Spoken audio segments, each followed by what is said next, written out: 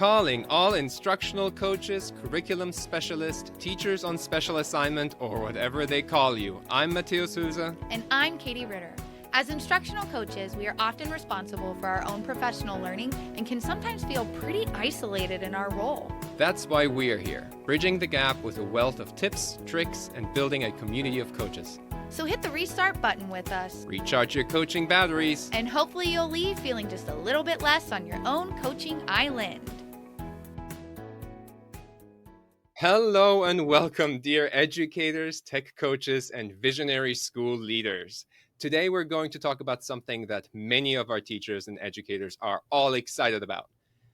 The end of the school year. As we edge closer and closer to another chapter of our educational journey closing, it's time to reflect on our achievements and recalibrate for the future. Whether it's reflective practices or strategic planning, we are here to help you harness your experiences from this year to fuel your growth into the next. Get yourself ready and your teachers ready to get excited for the new year.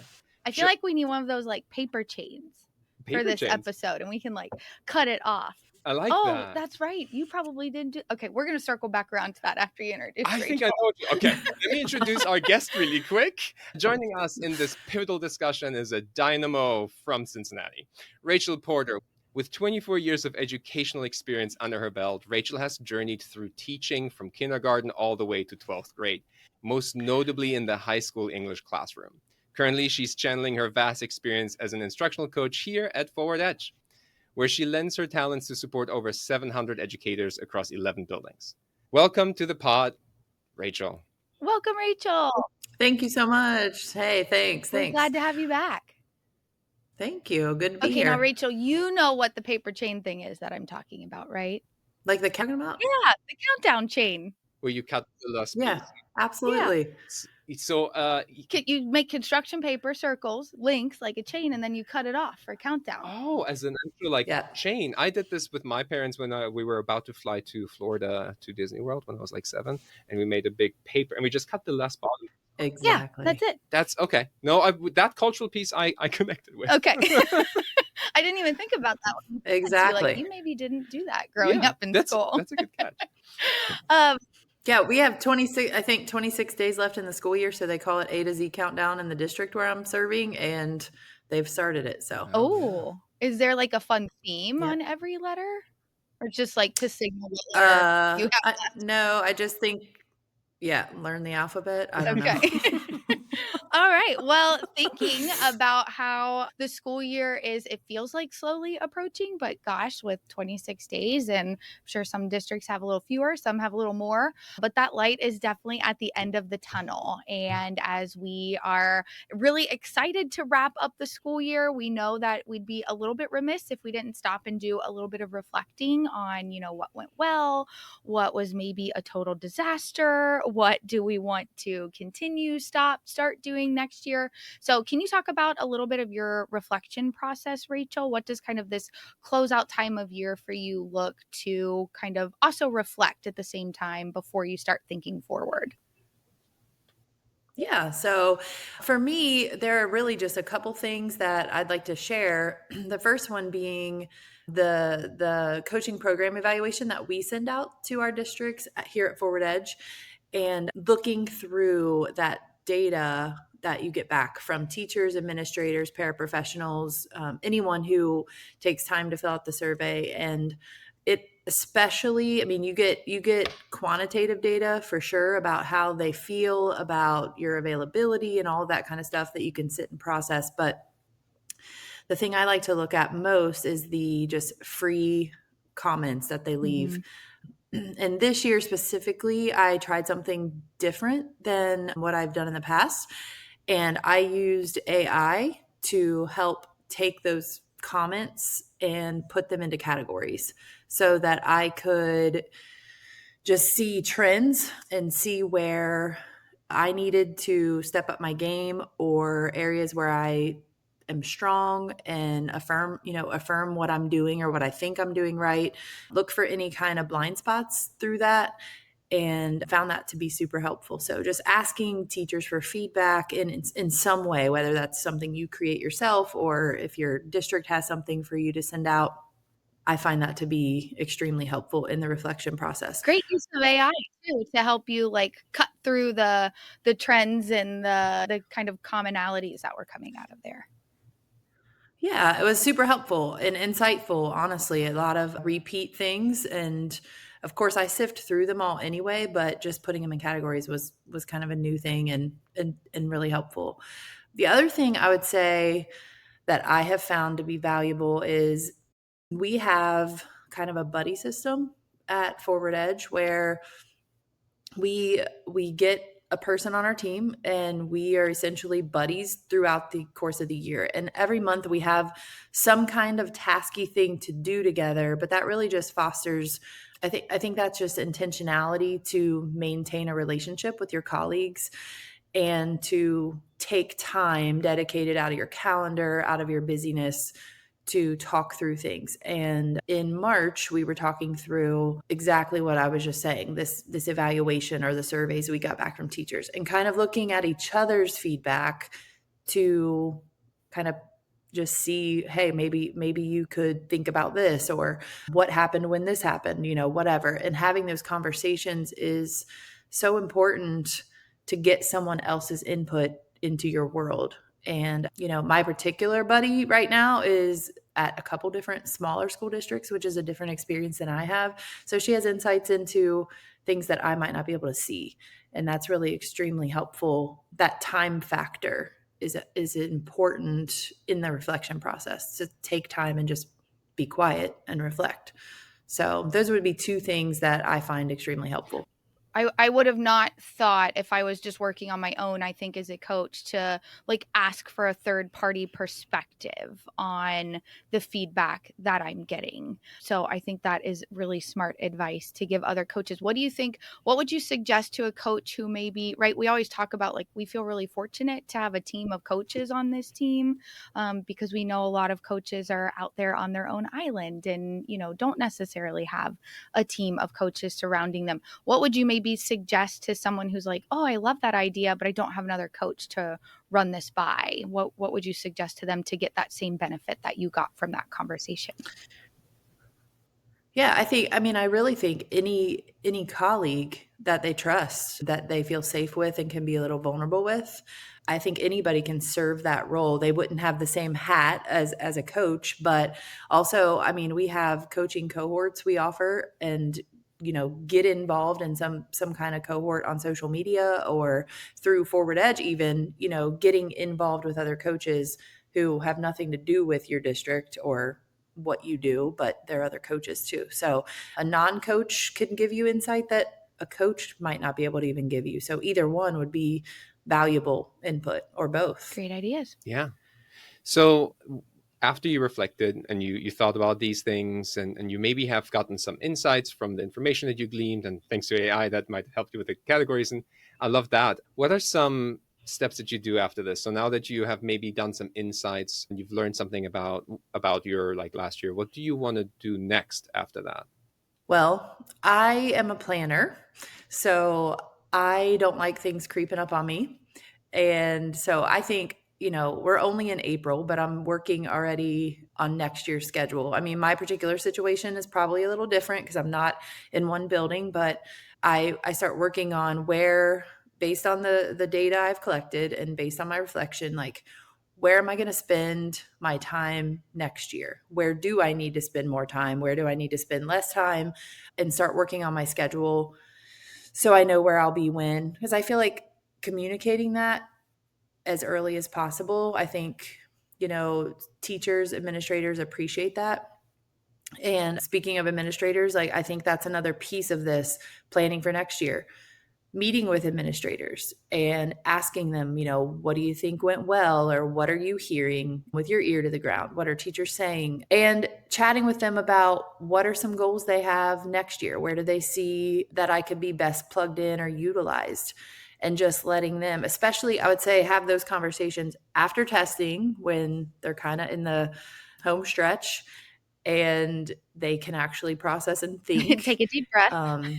Being strategic about when you meet with them so that they feel like they're winding down or have the capacity to sit with you and spend some time chatting back and forth. So having some, some questions for them, just generic and specific, having them give you their input. And, one thing that I've learned in my experience is to be a good listener, because even if you're a good listener, if you're intuitive, you're going to hear things even that they're not actually saying, and read the room and utilize that in helping you kind of move forward for the next school year.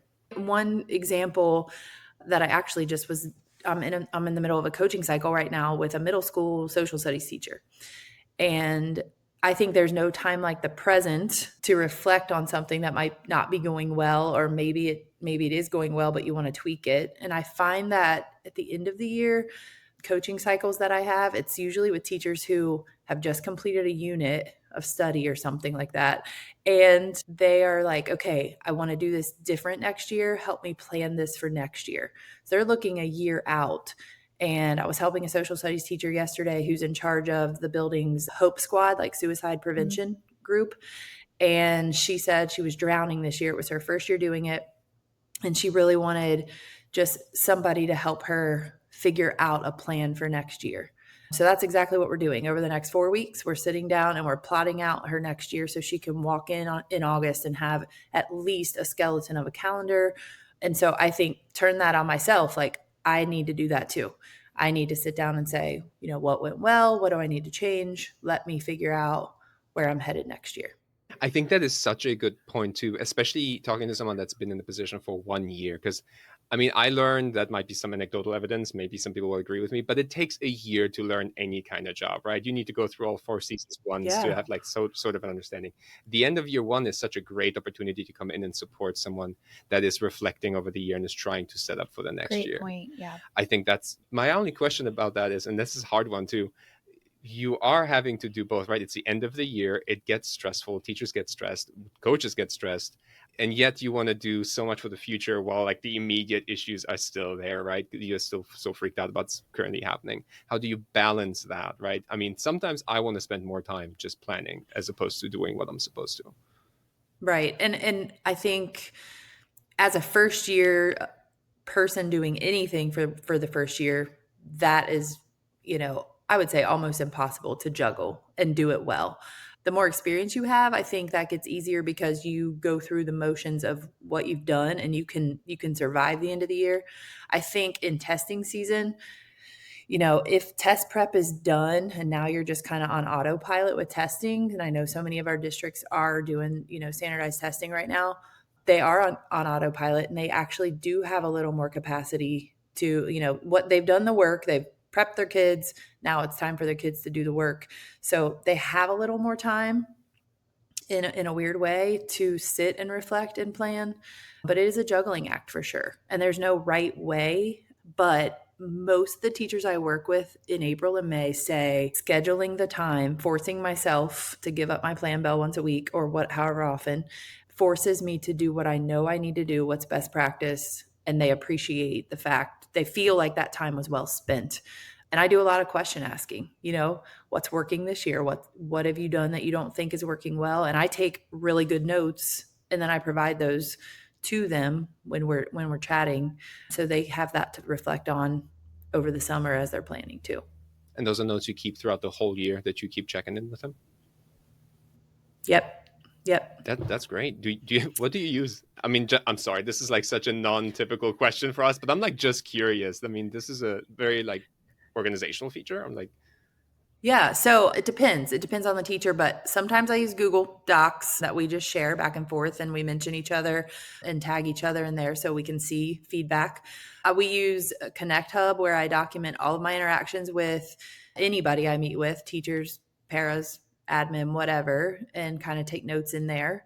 And I'm kind of old school, to be honest. I start on a spiral notebook and then I transfer stuff over to Google or whatever, but I take notes in the moment and encourage them to take notes as well. And so we have that as a running record of all of our interactions. So all 3 of those ways. Yeah, I'm sure that helps also like guide the conversation each time, pick it up and make it useful throughout the process. Yeah. Yeah. And I look back through those notes right before I'm about to meet with them next because I I work with tons of teachers, and so trying to remember where we're at isn't easy. So having good notes is important And for that me. could be really good source for AI too, to help out because it can read a lot of text. Anyway, I think this is Yep. a great opportunity for us to take a quick break, hand it over to our sponsors, and then we'll be right back with Rachel talking about end of year procedures and how to help teachers prepare for the end of the year. I'm glad you always remember that. I know, right? Calling all instructional coaches. Join Forward Edge for Coaches Camp in summer of 2024. Coaches Camp is packed with high-quality professional development exclusively for you. Attendees will work with like-minded coaches on creating strategies for building teacher relationships, executing coaching cycles, and building a culture of coaching and tech integration within their school district. There are 2 opportunities to attend Coaches Camp in the summer of 2024. You can either join us virtually July 22nd through 24th, or come to Cincinnati on July 29th and 30th. Please visit forward-edge.net/coachcamp to reserve your spot today. Unlock the full potential of instructional coaching with Forward Edge, your partner in professional growth. Instructional coaches play a vital role in supporting teachers, students, and administrators across the district. And research consistently highlights coaching as a powerful catalyst for improved teacher instruction and enhanced student achievement. But here's the question: who's supporting the coach? Enter Forward Edge, your dedicated ally in professional development.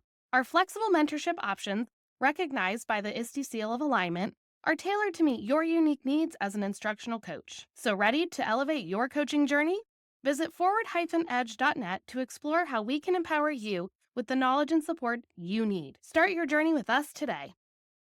Welcome back to Restart Recharge. We are talking with the wonderful Rachel Porter about all things end of year. So, first half of the episode, we were really kind of looking at the coach reflection, right? And kind of personally wrapping up the end of the year, reflecting, thinking about long term planning for the next school year and what we need to do. But we also know as a coach that the end of the year is kind of a crazy time for the teachers that we serve too, right? All of the things that they need to wrap up and close out. A lot of times it's saving curriculum materials that they built to make sure they don't lose them for the next year. Maybe their digital filing system's gotten chaos and out of control like mine has. So end of the year is maybe a good time to get cleaned up before moving into the next year. So just thinking about all of these things that our teachers have to think about. Rachel, what do you do to help assist your teachers through the end of year process to ensure that they kind of go into the summer, peace of mind, and are able to start next school year a little bit smoother?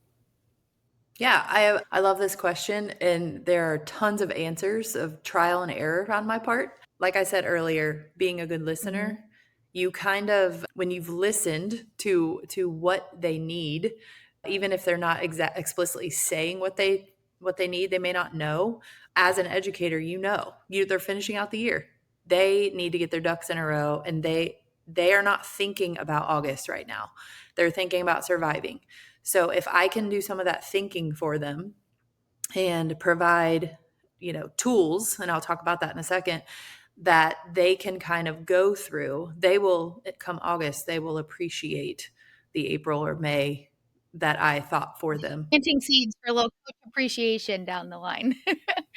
Yeah, yeah, yeah. Well, yeah, but I really never had anybody doing that for me, and so I want to do that for them. Take a load off of them for the future that they don't even know about yet. So some of the things we use or that I've used in the past are just like one pagers checklists. Our school is a Google for Education school, so getting them to clean house as far as their Google Drive or their Google Classroom, having them just check off a to-do list for that kind of stuff. Archiving their emails, archiving their classes in classroom, clearing out any files that they don't need, putting a vacation responder in their email, like setting all that up. You can do that now for June, and then sending them things that are just value added, that they are like, oh, I didn't know I needed that.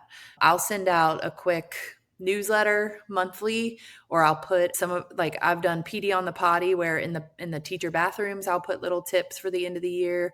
And I get texts and emails like, thanks for that. I really use that, that kind of stuff. So just plastering things everywhere where they just might see it, or sending it out, they take you up on that. So you can also, not just the checklist, that's a little more passive, I guess, but sending out a survey or a Google form at the end of the year, like, have you done these things? And then you have some data to look at too, if they fill it out. That hasn't been as successful for me in the past, but I can see where that might be successful for some, depending on the district, depending on the culture in your district. Could be super helpful. And then asking administrators, like, what do you need from me right now? What would help your teachers the most? If maybe you think but asking them, they may actually say, help me get organized. So that's just another idea, but just giving them the tools to make sure they have their ducks in a row when they walk back in the classroom in August, cleaning up fixing any documenting anything that's broken in their classroom, maintenance requests, that kind of stuff, just have all the to-do list, if you will. That's great. I like it was such a small thing you said, but I like helping them with a vacation responder, right? Especially for our tech coaches that might be supporting something like that. I think that's a big one, because I don't think most teachers do that, but I think that can be really helpful to share, like, the frequency in which you may or will not be checking your email over the course of the summer. It can be really helpful if people are trying to reach out to you. So that's a good little tip. Yeah, and I'll add to the survey component, because surveys seem to be scary to be sent out end of the year, because that is not the time where people are going to have the capacity or the bandwidth. But maybe depending on, the regulations and things like that, I have sent out one during proctoring times at points where, like, testing was happening, and I knew that some teachers had smaller groups that were not testing and they had time to sit. But those were opportunities. It's just kind of, you have to look for the right moments here and there, I know this, and be very aware of your environment to know the right moment to send those out. But I think it's possible. Yeah, for sure. All right. Our last and final question. We always end on this, looking at the end of the year. So what are 3 tips that our coaches can take away straight from this episode directly to their districts and buildings? 3 things for our coaches. All right. So I would say the first is keep your ear to the ground. Be a good listener. Know where you're needed most. Be able to read the room, because during this time of year, you cannot always depend on people to tell you that. So you have to listen. And then really tagging onto that is taking good notes, because you too are busy and you are scrambling at the end of the year. And so if I don't write it down, it's not getting remembered. So you might be listening, but if you don't document what you're hearing, you're not going to, it's not going to be as effective. So that taking good notes ensures that when school's out for you, or when things slow down for you as the coach, you have something to fall back on to prep and plan and prepare for the following year. And then third, I would say, let things go. Like, you're not going to get it all done, and it's okay. So get done what you can do, and do the things you can with excellence. Doing less with excellence is better than trying to do everything and doing it not so great. So Amen. Those would be the things I would say. That's great. All right, Rachel, thank you so much for talking with us about the end of the year and how to support teachers and how to reflect. First, your chance to shine, to brag. Anything exciting you want to tell us about? Where can people find you? Oh, goodness. This is a hard question, Matthaeus. I don't even know my stuff, so you don't want to ask me that. You're Rachel P. 3333. Well, thanks. You can find me on X, Rachel P. 3333. There you go. Rachel, thank you so much. It's always such a joy to get to learn from you and all of the work that you do. You are just a phenomenal coach and educator. Thank you so much, Katie. I appreciate that. Yeah. Well, have a great day, and thanks everyone for listening. Thanks for spending time with us today. If you found this episode helpful, please share it with an educator friend. And connect with us on social media at RRCoachCast to let us know what you thought of the episode and what topics you want us to discuss next. New episodes drop every other Tuesday. Be sure to subscribe to Restart Recharge wherever you listen to podcasts. So press the restart button. Recharge your coaching batteries and leave feeling equipped and inspired to coach fearlessly with the Restart Recharge podcast. A Tech Coach Collective.